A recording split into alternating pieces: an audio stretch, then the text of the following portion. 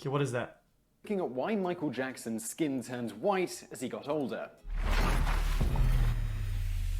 Many scandals marred Michael Jackson's personal life, overshadowing his otherwise remarkable musical career. One such scandal was the obvious change in his appearance, especially his skin color, which started from the mid-80s to slowly but surely turn from dark to white. By the mid-90s, when Jackson released his album History in 1995, it was more than obvious to even his most dedicated fans that the man of Thriller from 1982 looked nothing like the man who had recently married Elvis Presley's daughter, Lisa Marie. By this time, Michael Jackson was milky white. A skin color transition that started almost a decade earlier was more or less complete. So what happened? According to his family and Jackson himself, the king of pop had vitiligo, a condition that causes depigmentation of parts of the skin, which usually results in white spots on the patient body. These are even more noticeable if the person has a dark complexion, as in Jackson's case. The 1 in 250 or so people who have this condition typically first start seeing signs of it beginning between 10 and 30 years old. Well, is that true? Approximately 30% of the people who have it also have it run in their family, which is true of Jackson. In addition to this skin disorder, Jackson also reportedly suffered from systemic lupus erythematosus, which besides potentially being a very serious condition,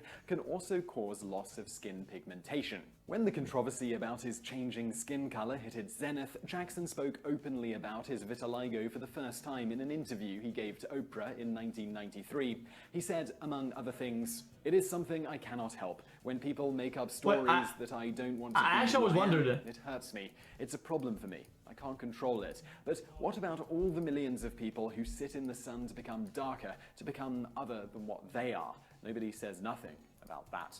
In the days after, at Jackson's request, his condition was publicly confirmed by his dermatologist, Dr. Arnold Klein, who also stated Jackson was first diagnosed with the condition. Well, Jack, that is very true, but it's also much harder to go from in 1984. It was also much more confirmed uncommon. that he had lupus erythematosus then, but it was in remission. Conspiracy theorists propose that there was much more to it than this, that in fact Jackson had no such disease and that he instead systemically bleached his skin using Benequin cream and other medical cocktails in his quest to... Well, I don't know. Well, Jack, I feel like if you want, you know, some girls like to have their skin a bit darker, so they'll go outside and they'll, bathe in the sun or pull on some whatever, right? Like a white person. But the opposite is, I think, it's harder. Cosmetic surgeries he had on his eyebrows, eyelashes, lips, and nose only served to enforce the theory that he was simply purposefully tweaking his appearance even more by bleaching his skin. So, is there any truth to this? Dr. Christopher Rogers, deputy medical examiner at the Los Angeles coroner's office and the man who conducted Michael Jackson's autopsy, chimed in on this after performing the autopsy on Jackson. Dr. Rogers confirmed that Jackson indeed suffered from vitiligo, most notably with patches around his face, chest, abdomen, and arms. So, did he also bleach his skin?